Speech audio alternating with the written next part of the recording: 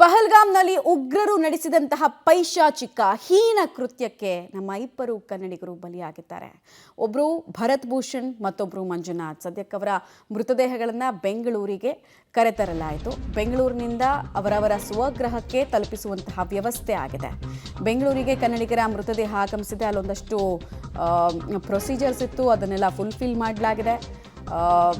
ಕಾಟಿಗೋಯಿಂದ ಆ ಕಾಟಿಗೋ ಮೂಲಕ ಬಂದಂತಹ ಆ ಮೃತದೇಹಗಳನ್ನು ಈಗ ಆಂಬ್ಯುಲೆನ್ಸ್ ಮೂಲಕ ಸ್ವಗೃಹಕ್ಕೆ ತಲುಪಿಸುವಂತಹ ಕೆಲಸ ಆಗ್ತಾ ಇದೆ. ವಿಶೇಷ ವಿಮಾನದಲ್ಲಿ ಅಧಿಕಾರಿಗಳು ಹೊತ್ತು ತಂದಿದ್ರು. ಕುಟುಂಬಸ್ಥರು ಕೆಲವರೆಲ್ಲ ಅಲ್ಲಿ ಭಾಗಿಯಾಗಿದ್ರು ರಿಸೀವ್ ಮಾಡ್ಕೊಳ್ಳೋದಕ್ಕೆ ಅಂತ ಹೇಳಿ. ಮೃತದೇಹ ಅಂತ ಕರೆಯೋದಕ್ಕೂ ಭಾಳ ಸಂಕಟ ಆಗ್ತಾ ಇದೆ. ಸಜ್ಜನರು, ಅಮಾಯಕರು, ರಕ್ತದ ಹೀನ ಸಂಸ್ಕೃತಿಗೆ ಬಲಿಯಾಗಿರೋದು. ಪಿ ಸೋಮಣ್ಣ ಅವರು ಕೂಡ ಏರ್ಪೋರ್ಟ್ನಲ್ಲಿ ಕಾಣಕ್ಕೆ ಸಿಕ್ಕಿದ್ರು ನಮಗೆ. ಅವರು ಕೂಡ ಅಂತಿಮ ನಮನವನ್ನು ಸಲ್ಲಿಸಿದ್ರು ಅಲ್ಲೇನೆ. ಬಟ್ ಘಟನೆ ಬಗ್ಗೆ ಆಕ್ರೋಶವನ್ನು ಕೂಡ ವ್ಯಕ್ತಪಡಿಸಿದ್ರು. ಕೆಂಪೇಗೌಡ ಇಂಟರ್ನ್ಯಾಷನಲ್ ಏರ್ಪೋರ್ಟ್ನಿಂದ ಈಗಾಗಲೇ ಮೃತದೇಹಗಳನ್ನು ಅವರವರ ಸ್ವಗೃಹಕ್ಕೆ ತಲುಪಿಸುವಂತಹ ಕೆಲಸ ಕೂಡ ಆಗಿದೆ. ನೋಡ್ತಾ ಇದ್ದೀರಾ ಅಲ್ಲಿ ಕಾಫಿನ್ ಬಾಕ್ಸ್ ಅಂತ ಹೇಳೋದಕ್ಕೂ ಬೇಜಾರಾಗತ್ತೆ, ಶವಪೆಟ್ಟಿಗೆ ಅಂತ ಹೇಳೋದಕ್ಕೂ ಬೇಜಾರಾಗತ್ತೆ. ಅದನ್ನು ಕುಟುಂಬಸ್ಥರಿಗೆ ಹಸ್ತಾಂತರ ಮಾಡುವಂತಹ ಪ್ರಕ್ರಿಯೆ ಮುಗಿದಿದೆ. ಈಗ ಅದೆರಡನ್ನು ಕೂಡ ಒಂದನ್ನು ಶಿವಮೊಗ್ಗಕ್ಕೆ ತಲುಪಿಸುವಂತಹ ಕೆಲಸ ಆಗಿದ್ರೆ, ಇನ್ನೊಂದು ಮೃತದೇಹವನ್ನು ಬೆಂಗಳೂರಿನ ಮತ್ತಿಕೆರೆಗೆ ತಲುಪಿಸುವಂತಹ ಕೆಲಸ ಕೂಡ ಆಗಿದೆ. ಆಲ್ರೆಡಿ ಭರತ್ ಭೂಷಣ್ ಅವರ ಮೃತದೇಹ ಅವರ ಸ್ವಗೃಹವನ್ನು ತಲುಪಿಯಾಗಿದೆ. ಬೆಳಗ್ಗೆನೂ ಎಷ್ಟು ಜನ ಅಲ್ಲಿ ಬಂದು ನಿಂತಿದ್ದಾರೆ. ಸಿಬ್ಬಂದಿಗಳು ಬಿಡಿ, ಅವ್ರದ್ದು ಕರ್ತವ್ಯ. ಬಟ್ ಸಾರ್ವಜನಿಕರನ್ನ ಎಷ್ಟರ ಮಟ್ಟಿಗೆ ಇದು ರಕ್ತ ಕುದಿಯುವಂತೆ ಮಾಡಿದೆ ಅನ್ನೋದಕ್ಕೆ ಕೆಲವು ಜನ ಸ್ವಯಂ ಪ್ರೇರಿತವಾಗಿ ಬಂದು ಹೂವಿನ ಅರ್ಪಣೆಯನ್ನು ಮಾಡ್ತಾ ಇದ್ದಾರೆ.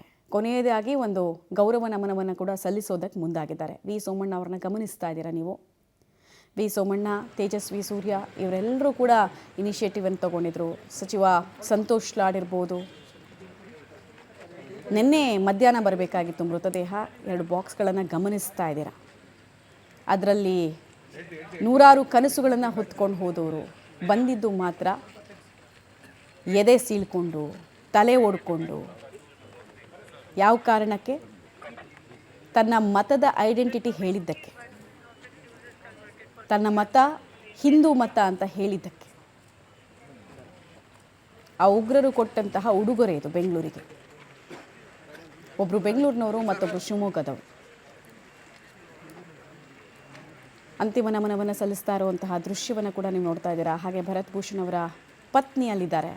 ಅವರಿಗೆ ಇನ್ನೆಷ್ಟು ವರ್ಷಗಳು ನಿದ್ದೆ ಇಲ್ಲದ ರಾತ್ರಿಯನ್ನು ಅವ್ರು ಕಳಿಬೇಕಾಗುತ್ತೋ ಗೊತ್ತಿಲ್ಲ. ಕಣ್ಣೆದುರೇ ಅಂಗಲಾಚಿ ಬೇಡ್ಕೊಂಡ್ರು, ದಯನೀಸಿ ಕೇಳ್ಕೊಂಡ್ರು.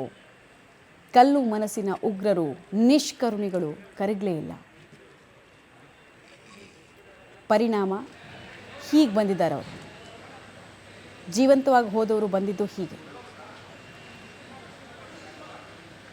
ಕೆಲವರೆಲ್ಲ ಸ್ವಯಂ ಪ್ರೇರಿತವಾಗಿ ಒಂದಷ್ಟು ಜನ ಏರ್ಪೋರ್ಟ್ನಲ್ಲಿ ಸೇರಿದ್ರು. ಅವರೆಲ್ಲರೂ ಕೂಡ ಅಲ್ಲಿ ಹಾರ ಹಾಕೋದ್ರ ಮೂಲಕ ತಮ್ಮ ಕೈಲಾದಂತಹ ನಮನವನ್ನು ಸಲ್ಲಿಸಿದ್ರು. ಕಂದಾಯ ಇಲಾಖೆ ಅಧಿಕಾರಿಗಳು ಕೂಡ ಇದ್ದರು. ಬಿಕಾಸ್ ಮೃತದೇಹವನ್ನು ಒಂದು ರಾಜ್ಯದಿಂದ ಇನ್ನೊಂದು ರಾಜ್ಯಕ್ಕೆ ತೊಗೊಂಡು ಬರಬೇಕಾದ್ರೆ ರಿಸೀವ್ ಮಾಡಿದ್ದೀವಿ ಅಂತ ಒಂದು ಅಕ್ನಾಲಜ್ಮೆಂಟನ್ನು ಕೊಡಬೇಕಾಗತ್ತೆ. ಸೊ ಅವರು ಕೂಡ ಇದ್ದರು ಅಲ್ಲಿ.